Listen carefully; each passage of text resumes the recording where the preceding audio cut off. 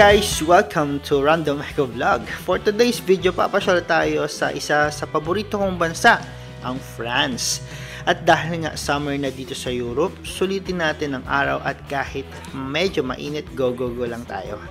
Mula sa Stuttgart, Hauptbahnhof, nagbiyahe ako mag-isa patungo sa Strasbourg, France. Ito yung isa sa magandang pasyalan within the border ng Germany at ng France. Syempre, gamit ko yung 49 euro ticket para sulit.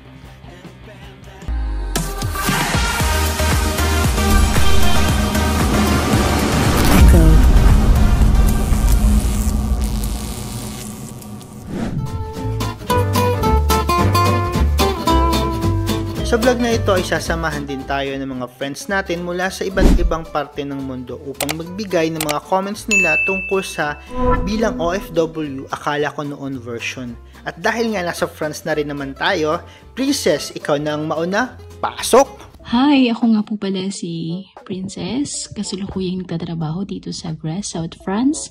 Ang masasabi ko lang about weather, sobrang lamig talaga compare dun sa mga previous country na napagtrabahuan ko. But tayo naman kasi mga Pilipino, mapa-desierto man yan or Europe country na may snow, kaya ng katawan natin. About salary, malaki talaga yung difference. Sa mga other country na napagtrabahuan ko dito is malaki po talaga. Ayun lang. Thank you! Hi guys! So tulad na sabi ko sa inyo, 3 hours mula sa Stuttgart, makakapunta ka na sa France. So, nung nalaman ko na 6 days, wala akong pasok. So, yun. Pumunta tayo ngayon sa Strasbourg, France. So, samahan niyo akong maglibang, mamasyal, mapagod sa 3 days ka dito. So, yan. 1, 2, 3, go! Hey, check it.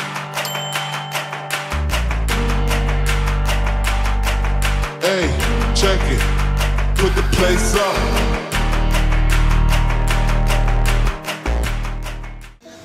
Hi guys! Ang masasabi ko lang ay ilang OFW dito sa UAE. Akala ko noon sapat na ang 2 taon na pagtatrabaho sa abroad para makapag-ipon. Pero hindi pala. Kailangan mo pang mag-stay para makaipon at makapagpadala sa mahal mo sa buhay sa Pilipinas. Hirap at tiyaga lang dapat ang gagawin natin. So dito na tayo guys sa Strasbourg, France. Naghahanap lang ako ng makakainan. Ang ating goal ay gumastos lang ng hindi higit sa 100 euro. Dahil stay tayo ng 3 days and 2 nights dito. Libre naman yung accommodation dahil may friend tayo. So sana hindi natin sana magawa natin yan. Pero ang dami kong balak na bilhin. Pero kayanin natin guys.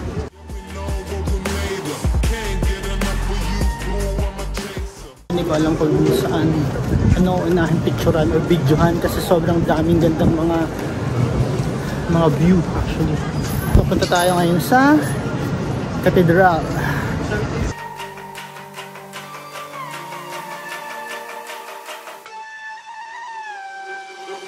Put the place up. Yeah, we know what we made of. Can't get enough of you, boo. I'm a chaser. Face up. Now I feel a little major. Naghanap lang ako ng kakainan kasi nagugutom na ako guys. May McDonald's kanina kaso sabi ko lalakad muna ako pero sana pala kumain ako. Ito guys yung way papunta ng Little France. Hi, I'm Jessie. Bilang OFW from Qatar, akala ko noon masaya at madali ang pera at makakaipon. Pero hindi pala. Kasi sa abroad, lahat mararanasan mo ang sakit. Masaya minsan, pero minsan hindi din. Kasi homesick. Akala ko madali ang pera, makakaipon agad ako. Pero hindi pala. Parang yung sahod mo dito minsan kulang pa. Pero ayos naman, kahit pa paano din sa ngayon. Kasi kahit pa paano nakapagpundar ka, pero hindi ganun kadali ang pera. Dito ko lang naisip na mahirap palang kumita talaga ng pera sa abroad. Maganda sa picture ang abroad, pero malungkot sa abroad. Medyo mainit. Kaya kailangan papayong talaga. Ang daming ano ngayon, ang daming bisita kasi, ang daming tourists kasi summer ngayon. Oops.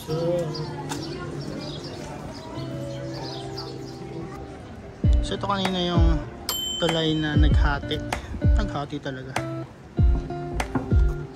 So ito yung Little Friends.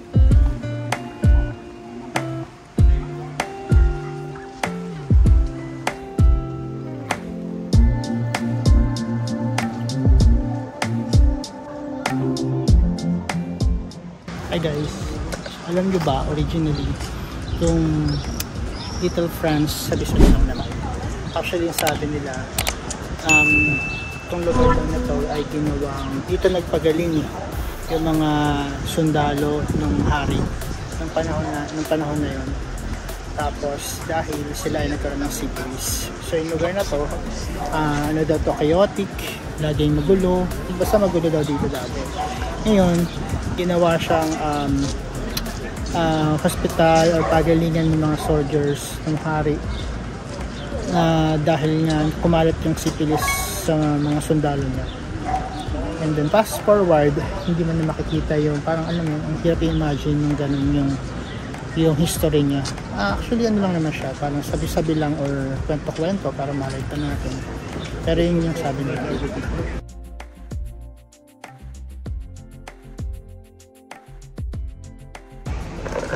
Buongiorno. Nagugutom na ako actually. Walang fast food. Kala ko water lily. Nagugutom na ako guys. Send help. Ay, send food pala.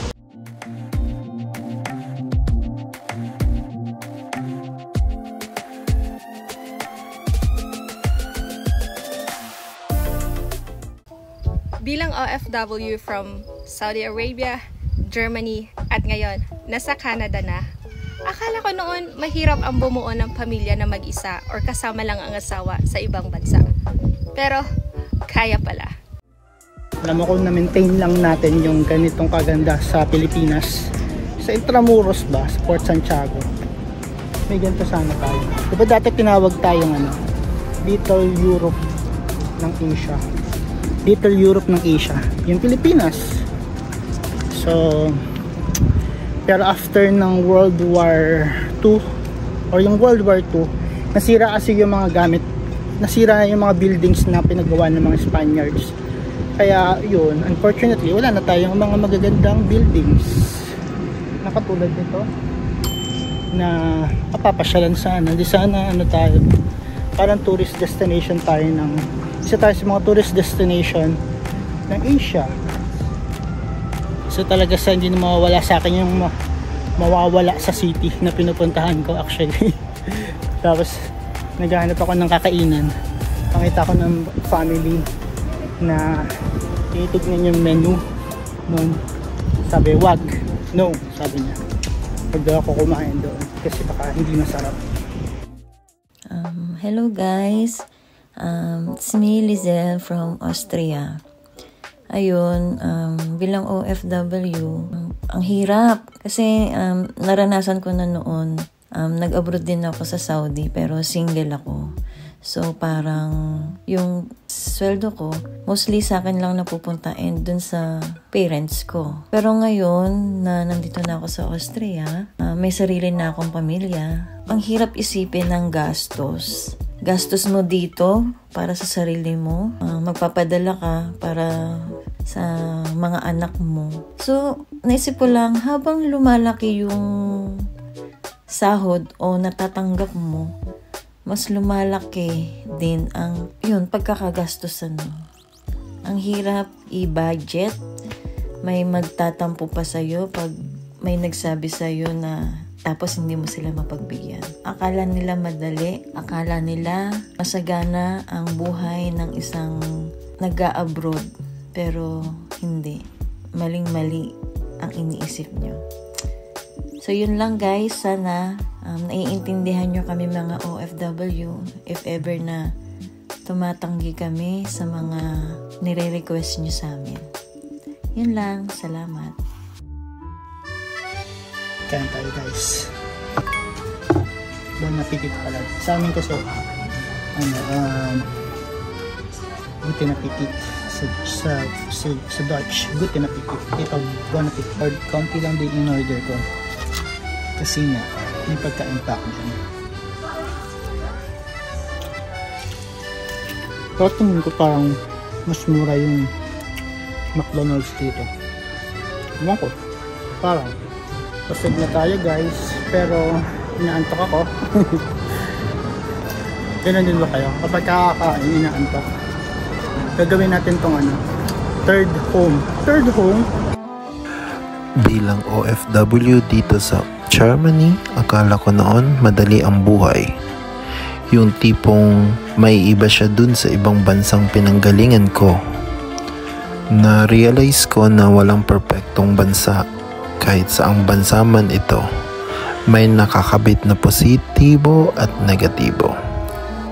Hanggang di tayo makontento na anong meron tayo, may masasabi at masasabi pa din tayo.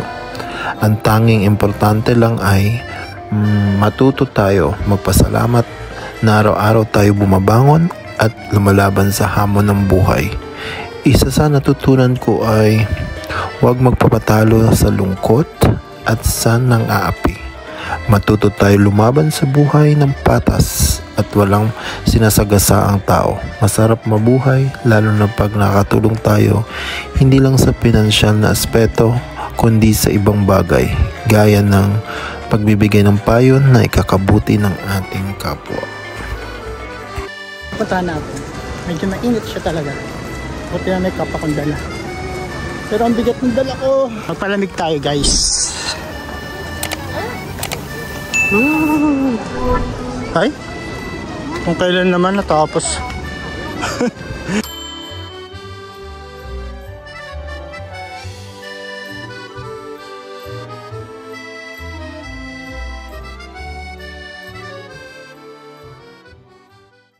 Ako po si Bashir, isang OFW dito sa Qatar. Akala ko noon sa loob lang ng 2 taong kontrata, magagawa ko makapag-ipon at bumalik sa Pilipinas na kontento sa panahong ginugol ko sa ibang bansa. Mali pala, oo may naipundar ng maliit na bahay, pero di sapat para sabihing tama na. Dahil may napatunayan sa una, mas nagiging malaki ang ekspektasyon at responsibilidad. Oo, kailangan kong muling bumalik abroad para mas makatulong pa at maiahon sa hirap ng pamilya. Ang hirap ng buhay na sa simulat sa pool kasama ko na. Mabigat sa loob habang papalapit na nakikita ko ang paliparan ng naiya. Kusang tumutulo ang luha ko na kahit anong ngiti, di may tatago lungkot sa aking mga mata. Nagpapasalamat ako, una sa Diyos para sa oportunidad at patuloy na paggabay, at pangalawa sa inspirasyon ng aking pamilya. Mula sa 2, naging 4, 6, 8, at ngayon 10 taon na. Ang tanong ko sa sarili ngayon, anong numero kaya ang pipigil sa akin para sabing sapat na? Numero ba ng edad? Numero ng resibo? O numero ng naipon ko sa bangko? Hindi tayo sa loob ng Notre Dame de Strasbourg. Ang solemn lang ng area. Buti nga pwedeng magkuha ng camera, manguha ng video, ng photos. Actually hindi pwede. Makulit lang yung mga tao. Makulit lang kami. Super ganda ng structure. And alam nyo ba guys, kung katedral na ito ay isa sa mga lumang katedral sa buong Europe. Kung hindi na sa buong mundo, at least isa siya sa mga matatandang katedral dito sa buong Europe.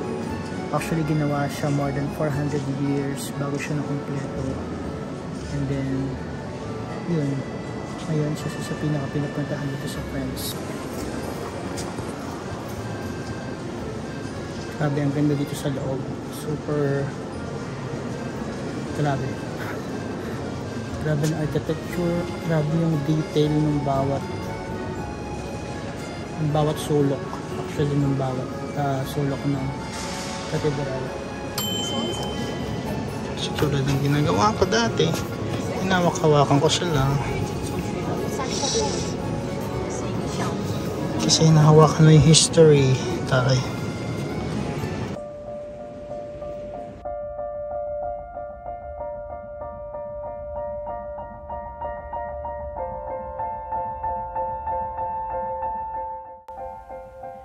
Bilang OFW, akala ko noon, char lang, hindi ako yan. Baka lang makalusot. Ito na. Bilang OFW mula sa UAE noon at ngayon ay sa Germany, akala ko noon hindi ko kaya. Yung pagiging OFW na nagpapatibay ng loob ko at lalong maging resilient sa mga hamon ng buhay. Tulad ng mga friends ko, mahirap talaga maging OFW financially. Ang taas kasi ng expectation. Dapat nating maintindihan na mas malaki nga ang sahod dito sa abroad, pero mataas din yung tax at gastos sa renta, pagkain at iba pa. Buti na lang kahit papaano nakakasuporta tayo sa pamilya. Sa huli, hindi ko naman pinagsisisihan ng pagiging OFW kasi mas baka pagsisihan ko kung wala kaming makain.